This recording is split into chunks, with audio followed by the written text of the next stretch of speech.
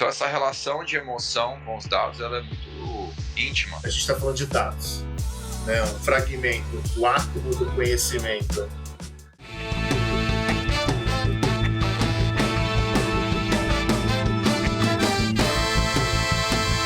Bem-vindos! Esse é o Dawn of Data, o seu programa sobre dados, inteligência artificial, inteligência analítica, data intelligence, tudo que estiver ao redor dos dados. Eu sou o Sérgio Gaiotto. E eu sou o João Crites. Então, vamos começar hoje nosso primeiro programa. O objetivo aqui é dividir um pouco com vocês o que a gente vem aprendendo, vivendo, experienciando. E a pauta de hoje é dados. O que são dados? Ou o que é dado? Eu vou começar puxando a palavra aqui. Eu estava pensando bastante sobre isso e eu acabei fechando um contexto, né? Dado é um fragmento de informação sem contexto. É interessante que eu fui procurar o que é dado e a maioria colocava assim, um pedaço da informação, um ponto de partida. Ou seja, o dado, ele é tão pobre quando está sozinho que nenhuma categorização, uma etimologia clara existe. Então você sempre fala de dados, é muito maluco. Então eu trouxe aqui como proposta, como reflexão, que dado nada mais é que um fragmento de informação sem contexto. Mas você, o que você acha, Cris? Eu acho uma coisa um pouco diferente, assim. Para mim, os dados, eles são, observações documentadas ou de alguma coisa que está acontecendo, ou medições, né, assim, de resultados, medição de algum resultado de alguma coisa, assim, né. Então, seja uma pessoa andando e você vai registrando quantos passos ela está dando ali, tá, uma observação do que está acontecendo no nosso mundo, ou seja algo que está sendo documentado e registrado como alguns resultados. Meu boletim da escola lá, vai lá professor e bota minha nota lá, escrito lá, 5, 6, 7, 8, 9, 10, né, tal. Então são coisas que a gente observa e documenta, e outras coisas são oriundas do resultado de alguma coisa, assim, né, então é muito engraçado, assim, né?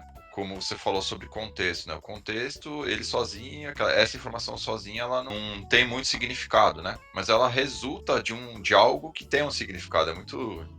É muito louco essa relação, né? Porque ela vem de alguma coisa que tem contexto, que tem significado, mas ela, quando essa informação, quando se torna o fruto disso, né? Ela fica meio perdida ali.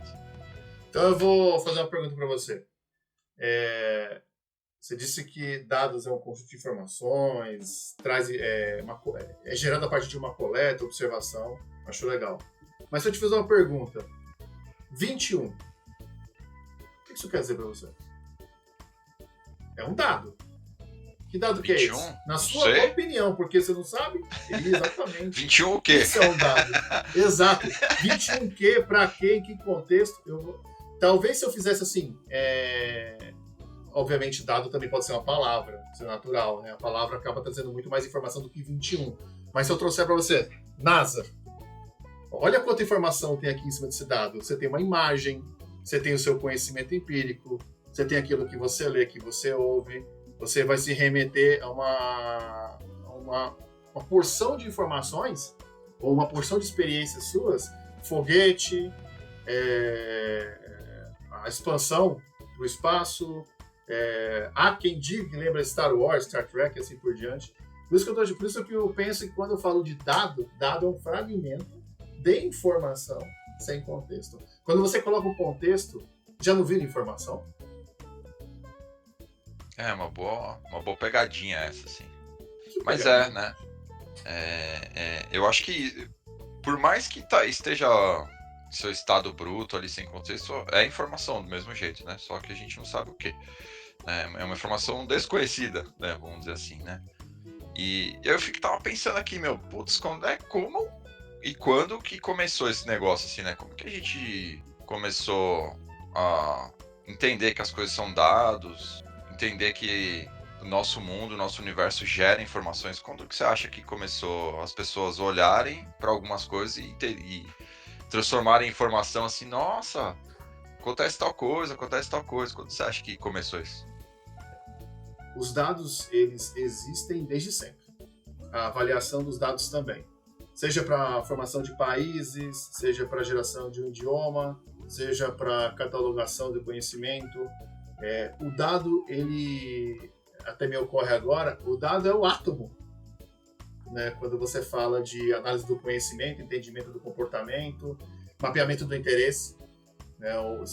Pensa o seguinte, anos 1000, onde geralmente você tinha agricultores, ou melhor, né? Agricultores de subsistência. Em agricultura de subsistência, onde eles avaliavam que temperatura faz hoje, o que o céu me indica, será que eu consigo fazer meu plantio, mesmo que seja um microplantio.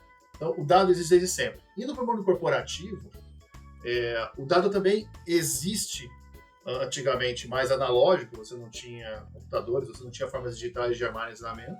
A única forma de você armazenar uma informação era escrita, livros, anotações, cadernos, o tão conhecido livro do contador, né? Até Do livro começar a caixa. pensar nisso.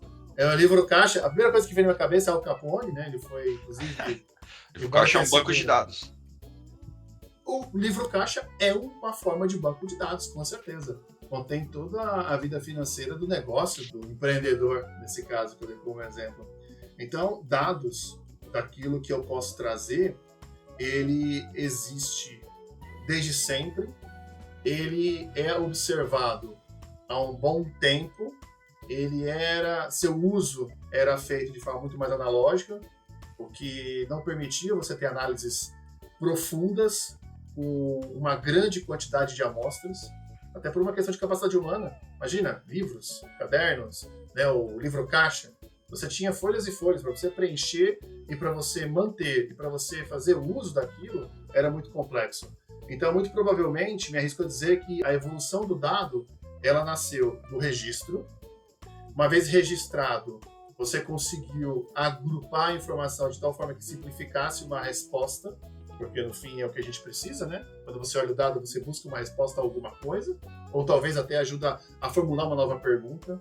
Então, ao meu ver, o dado, ele existe desde sempre, ele é observado há algum tempo, e ele agora está sendo triturado em volumetrias absurdas por conta da tecnologia. Tecnologia digital, né? Tecnologia da informação digital. Então, desde que o computador existe, e aí você está falando de Segunda Guerra Mundial um pouco para frente, sem dúvida foi onde a consciência de que usar dados, né, na sua essência, observando um contexto, traz valor. Né? Vídeo até a Enigma, né, que foi quebrada ali durante a Segunda Guerra Mundial, que era uma máquina de criptografia dos alemães. Então, já nessa época, se pôde entender que o dado ele traz valor. Né? E é interessante que Alan Turing, que foi um dos caras que ajudou a quebrar o segredo da Enigma, né? Conseguiu desvendar como é que funcionava a criptografia da Enigma, ele nada mais fez do que análise de dados em larga escala. Ele conseguiu até utilizar um computador muito mais analógico, baseado em válvulas, a trazer informações e tirar conclusões. Na época, a conclusão foi como é que eu quebro essa criptografia que os alemães já tinham criado. Então, dados de lá para cá, ele começou a ter muita importância porque começou a se tratar uma volumetria absurda, gerando conhecimento que a gente não tinha como obter por conta da nossa capacidade humana de enxergar as coisas, né? E naturalmente, não esquecendo que é uma das paixões, a estatística aplicada a uma hipótese. Então, quando você pega um grande volume de informação que está digitalizado, aplica a estatística, você está usando o dado da melhor forma possível. Né? Você, inclusive, não precisa se preocupar em estar agrupando informações para poder ter um volume menor e, consequentemente, conseguir chegar numa conclusão. Você está usando um grande volume de informações, deixando a máquina triturar para você, e com base numa hipótese que você gera, você tem algum tipo de resultado. Seja esperado ou não, né? Aliás, isso é uma coisa legal. Dados não têm emoção. É verdade. Dados pode mostrar pra gente que existe uma situação de crise ou existe uma situação de bonança. O fato é, aí eu fico me perguntando, Cris, o que o dado me traz de diferencial, de valor? Eu sempre parto do princípio das coisas mais simples, do que eu faço aqui dentro da minha casa, por exemplo. Coisas depois do que eu faço pro meu trabalho, né? Vamos dizer assim, né? Fazendo um paralelo, assim, né, com essa relação, né, que eu tenho, acho que todo mundo, na verdade, todo mundo tem, né, essa relação com dados, todo mundo é analista de dados o dia inteiro, né? Se a gente for realmente olhar, né, para esses fatos, pô, eu quando tô fazendo só uma receita de alguma coisa aqui em casa, eu tô seguindo ali aquela receita, né? Eu tô fazendo um prato, eu tô seguindo ali uma receita, né? Se a gente for trazer para o paralelo aqui, né, do nosso mundo do dia a dia, como se fosse uma regra de negócio, né? Para eu fazer um indicador, eu tenho que seguir uma receita. Para eu fazer o meu prato que eu quero, eu também tenho que seguir. E aí, isso que é legal, né? Porque, por exemplo, às vezes falta um ingrediente. E aí, pô, o que eu faço? Né? Então, eu vou analisar aquela informação. Ah, tinha tanto de tal coisa, tanto de não sei o que, tanto de sei o que lá, tanto de outro, tanto de farinha, tanto de manteiga. Se eu substituir um pelo outro, será que vai dar certo e tal? Então, isso é uma tomada de decisão. Olha só que legal. Os dados giram informação para a gente decidir algo, né? Então, isso parte até da minha cozinha, né? Ou qualquer outro lugar da minha casa, onde vou decidir, sei lá, talvez a temperatura da água que eu vou tomar banho, né? Por exemplo, né? Uma outra coisa que eu estou analisando informações ali, vindo daquele líquido que está saindo daquele dispositivo, né? Se eu vou me queimar ou não, ou se vai estar muito frio ou não, né? Então, eu parto sempre desse princípio que eu estou o tempo todo tomando decisões com informações, e às vezes eu nem percebo que eu estou fazendo isso, né? E aí, trazendo, né, a evolução disso para dentro de pequenos, grandes negócios, enfim, outros ambientes acadêmicos também e tal, né? Quando eu penso na palavra dados, eu continuo pensando a mesma ação, que é decidir, a entender cenários, né, a explicar coisas muito boas, a explicar problemas, né? Como você falou, dados não têm sentimento, mas ele causa sentimento nas pessoas, muito fortes, né? As pessoas podem se sentir extremamente ansiosas com o indicador que fica vermelho lá, por exemplo, em algum lugar dentro de um painel, né, que está acompanhando, ou super felizes quando o negócio fica verde, fica azul lá, tal, o número fica, né, todo mundo gosta. Quem é que aqui não gosta de apresentar um número verde, número azul, né, que é um número que todo mundo quer estar mostrando, né? Então essa relação de emoção com os dados, ela é muito íntima, na verdade, né? Apesar dos dados serem em seu estado natural, inertes, né, coisa que não tem significado, né, emoção, mas eles causam, eles têm essa intimidade com as pessoas, né? Então, acho que é muito legal falar desse ponto, porque a gente está o tempo todo sendo provocado pelas informações e nós temos que reagir a elas, de alguma forma, né? Então, eu acho que essa é a relação que os dados têm com as pessoas, assim, ele tem uma relação íntima, provoca sentimentos de forma instantânea, assim, é muito, muito legal. É legal ouvir isso porque a gente está falando de dados, né? Um fragmento, o átomo do conhecimento. Se ele é o átomo do conhecimento e ele faz parte do nosso dia a dia, e é legal você ter trazido, né? Pô, existe a questão do meu sentimento também. Então a gente pode dizer que o dado ele pode ter outra perspectiva de avaliação quando você entra com vieses, né? Porque Total. o viés você tem crença, você tem questões de experiência, você pode até ter questões da emergência que você está vivendo.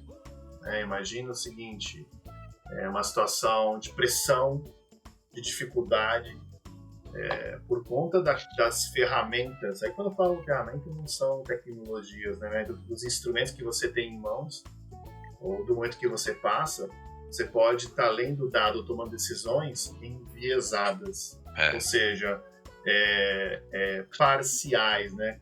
Você não está sendo imparcial em suas análises. Aliás, o ser humano, de forma geral, ele é parcial nas suas análises como um todo. É um exercício diário você ser imparcial, o que é muito bom. Mas o viés, ele está intimamente ligado com o dado. Então, quando eu te falei 21, eu estava falando de 21 graus de temperatura. Que aqui em Jundiaí, ou seja, agora cedinho, uma temperatura interessante. E aí, quando eu te trago essa informação, pode trazer várias lembranças. Você pode incluir vários vieses, né? Você tinha comentado agora há pouco, pô, excelente temperatura para andar de skate. Isso aí. Porque é a tua paixão, né? Para mim, é uma excelente temperatura para fazer uma caminhada. Eu curto fazer trilha. Então, tudo depende da sua vivência e dos seus interesses. Então, isso é viés, né? Ou conhecido como bias. Então, o viés, ele pode ser um problema ou ele pode ser uma força. Porque a gente usa o dado com o nosso viés, com o nosso sentimento, com a nossa experiência. É natural que a gente... É natural, né? Você se pegar tentando não se influenciar tanto pelo viés. Mas é difícil, porque em alguns momentos isso se torna fundamental. Por exemplo, eu sempre ouço no mundo dos dados que é péssimo, né? Você tem que separar a opinião do fato. Eu concordo. Porém, a opinião, ela tem valor, dependendo de quem a traga. Um exemplo, que é super comum, eu vivi em várias empresas. Uma área comercial, há um bom tempo atrás, tinha como um dos principais desempates de previsão orçamentária para o ano seguinte, eu preciso realizar vendas, né, crescimento em venda nova, de X%. Aí geralmente tinha o diretor de vendas ou superintendente de vendas que virava e falava o seguinte: ano que vem a gente vai conseguir crescer 23,5%. Aí quando você pergunta, ele fala: não, porque veja, no passado eu tive um crescimento parecido, teve a situação A, B e C da economia. Tangível, fato. Aí quando você pergunta: mas peraí, mas essa situação A, será que impacta efetivamente no nosso mercado, nossa indústria? Aí a resposta é: pela minha experiência, faz sentido 23,5. Então, é complicado você chicotear e falar assim: é proibido falar de opiniões, é proibido trazer sentimento. Porém, se o sentimento for usar como um combustível de novas perguntas, um combustível para você buscar mais informação, talvez seja um caminho, né? Até porque, e uma forma, inclusive, que se existe hoje, né, é você pensar em método científico. Método científico, obviamente, está muito ligado a fatos e dados. Mas, ao meu ver, enriquece você trazer perguntas, provocações, com base na experiência, na notoriedade de quem está participando da conversa. Não sei se você tem essa mesma percepção. Tem. Mas é algo que eu venho refletindo há alguns anos, né? Porque logo no início eu era muito mais fundamentalista com isso. Não pode trazer seu sentimento. Não dá pra ser radical, não. Pois aí eu comecei a perceber que tudo que é extremo te faz perder alguma coisa no meio do caminho. Né? Mas me fala, se você já teve essa percepção, faz sentido para você? Você mudaria essa fala? O que você enxerga? Eu acho que, assim, tem muitas discussões, principalmente voltadas para desenvolvimento de produto, a parte de produto, né, das empresas. Hoje as empresas são muito voltadas a produto, né, até mesmo serviços como produto, né, e tal. E eu acho que é um grande erro, assim, cataclísmico, da gente tomar decisões só com dados quantitativos. É um erro fazer isso, né? Por quê? Porque quando a gente olha só para o quantitativo, a gente está perdendo a informação mais rica, na verdade, sobre o nosso produto, sobre o nosso serviço, sobre a nossa empresa, né? Tem quem fala muito sobre isso é a Erica Hall, né? Uma autora de UX Research, né? De pesquisa, né? De design, onde a gente fala, onde a pesquisa de UX ela é muito mais voltada para a observação das pessoas, o que e como elas fazem. Que é diferente de pesquisa de mercado, que é o quanto, né, e o que as pessoas opinam sobre as coisas. Então, assim, olha só a diferença, né? Quando a gente fala de um viés de design, a gente está entendendo como as pessoas fazem aquilo lá. E aí, quando a gente fala de uma pesquisa de mercado, a gente ouve o que as pessoas opinam sobre determinada coisa, né? Então, tem que juntar essas duas coisas. Muitos falam dos mixed methods, né? Então, assim, juntar esses métodos, né, de análise, tanto quantitativa quanto qualitativa, para se tomar uma decisão estratégica. Esse é sempre o melhor caminho, na verdade. Se a gente for só no quantitativo, o risco da gente estar colocando a percepção da pessoa que está trazendo dinheiro para nós, que está movimentando, né, o nosso negócio, de deixar essa pessoa de lado, né? E aí ela começa a se sentir excluída pelo seu serviço, pelo seu produto, pela sua empresa, e consequentemente você perde esse cliente, né? Esse é o grande lance, né? Então eu sou completamente a favor desse tipo de tomada de decisão. E é o grande desafio: as pessoas não vão abrir mão dos seus instintos, não vão, né? Então, assim, É o que nos torna ser humano. você acabou de falar aí, não, pela minha experiência, é o instinto da pessoa falando, ixi, isso aqui vai dar ruim, isso aqui vai dar bom, né? Então, e dependendo, né, da posição que essa pessoa tem dentro da empresa, né, do tipo de decisão que ela que ela tem responsabilidade em tomar, ela vai fazer isso, ela vai colocar seus instintos ali, né? Só que se ela fizer um balanceamento, um equilíbrio de informações junto com o seu instinto, ela vai ter um poder, ela vai ter a sua capacidade de tomar decisões amplificada, né? Então, acho que esse é o grande lance, assim, sabe? É legal, isso que você trouxe é sensacional, né? O equilíbrio. É você potencializar com outras ferramentas. Você também trouxe alguns termos legais, dados quantitativos, dados qualitativos. Acho que a gente vai explicar um pouco melhor sobre isso no próximo momento. Você também falou sobre as pessoas nunca vão perder o seu cerne, né? O seu desejo, nunca vão deixar de fazer uma escolha por uma paixão, né? Por um sentimento. Que aí vale a pena depois falar de algoritmos também, que a gente vai falar no futuro, dentro de rede social, que existe ali uma grande, entre aspas, manipulação, ou te encaminhar numa jornada que você acaba entrando, porque algum sentimento seu foi ativado, sentimento de interesse, sentimento de curiosidade, sentimento de alegria, né? Vídeos de bichinho, ou que te deixam feliz, que no seu caso deve ser skate, né? No meu caso, eu gosto também de ver bastante vídeo de música. Então, é legal você comentar isso, porque pouco se lê sobre dados no contexto de também trazer opiniões, né? Obviamente, dados qualitativos é uma forma de você estar incluindo dados que não são efetivamente mensuráveis em números, né? Mas é interessante colocar isso na mesa, porque se o dado é o átomo do conhecimento, né, ou seja, ele sozinho não quer dizer nada.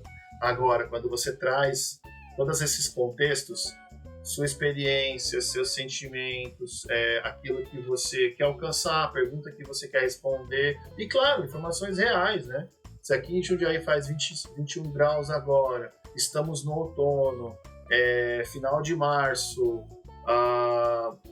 existe aqui uma umidade relativa grande, uma população que vem crescendo, tudo isso traz mais informações, que pode no fim do dia te dar a seguinte conclusão: que cidade interessante para morar, que é um sentimento. Né? Ou seja, às vezes a decisão ela está muito baseada em sentimento. Né? Não estou falando de conta corrente, por exemplo, né? Você trouxe um exemplo legal. Pô, a gente trabalha com dados todos os dias. É verdade, você deu o exemplo da receita, eu trago a questão da conta corrente. É bem comum eu ouvir assim: eu não sou de dados, eu sou de humanas. Não, mas você não tem uma conta corrente? Você não tem um cartão de crédito? Você não faz Pix? Você não recebe algum tipo de remuneração? Se você tem isso, você está trabalhando com números todos os dias, né? Você tem alguém querido na sua casa, e esse alguém passa por uma dificuldade, uma febre, um estado febril, você está medindo algo. É porque ali o dado, né, 37,5 o quê? Graus Celsius. Tá. Se você não tiver o contexto, não quer dizer nada. Mas a pessoa tem o contexto, ela sabe que a partir de 36 alguma coisa é estado febril, e 37,5 tem que acender o sinal de alerta, tem que acompanhar, tem que fazer novas medições. Ou seja, o dado em si, ele é aquele fragmento que você consegue aplicar, desde que faça sentido, a uma perspectiva de análise, e isso vai te dar um conhecimento que você não tinha. vai trazer uma informação que você não tinha. E essa informação, inclusive, ela pode ter vários desdobramentos. Falar de dados é um negócio apaixonante, porque tudo é dado, né? E aí eu costumo dizer, quando eu tenho a oportunidade de também estar falando com muitos colegas, que a área de análise de dados ela é a mais inclusiva do mundo em qualquer empresa, em qualquer corporação. Você tem análise de dados no meio público, no meio privado, Verdade. em ONGs, falei dos 3 setores. Você tem análise de dados em qualquer estrutura da empresa. Não importa o quanto aparentemente esteja distante de análise de dados. Todas as áreas estudam, desde o seu orçamento, e todas as áreas têm um orçamento, todas precisam de um orçamento, custo, despesa, investimento, todas. Então, ou seja, a análise de dados é uma área do conhecimento muito inclusiva. Eu acho assim, essa questão de ser uma área acessível, eu acho que eu sou prova disso. Eu sou designer, sou publicitário, eu venho de outro setor de trabalho, né? E então é possível migrar, né? Ou começar. Né? Eu acho que tudo tem seu tempo, assim, né? O amadurecimento dentro da área de dados se dá como em qualquer profissão, assim, né? Demora um tempo para a pessoa entender, realmente traçar uma estratégia de estudo e tal. Então acho que é legal, assim, até mesmo a gente dar dicas aí para as pessoas estudarem algumas coisas e tal, fazer um caminho, né, para trilhar, porque tem várias vertentes dentro da área de análise de dados, né, para trabalhar. E eu trabalho numa vertente, né, então como visualização de dados, né, como produto, né, dentro da área de analytics, né. Então eu acho que tem para todo mundo, tem para quem quer mesmo, né? Acho que é mais essa vontade pessoal, né? A pessoa querendo, fica fácil, né? Então acho que é isso. A gente volta semana que vem para bater mais um papinho? A gente vai voltar semana que vem. E se alguém tiver sugestão do que a gente quer falar, do que vocês querem ouvir que a gente fale, aí acho que é legal, né? A gente abordar temas aí que o pessoal traz, né? Importante. Fechadíssimo. Meu querido, um abraço. Tchau, tchau, galera. Obrigado.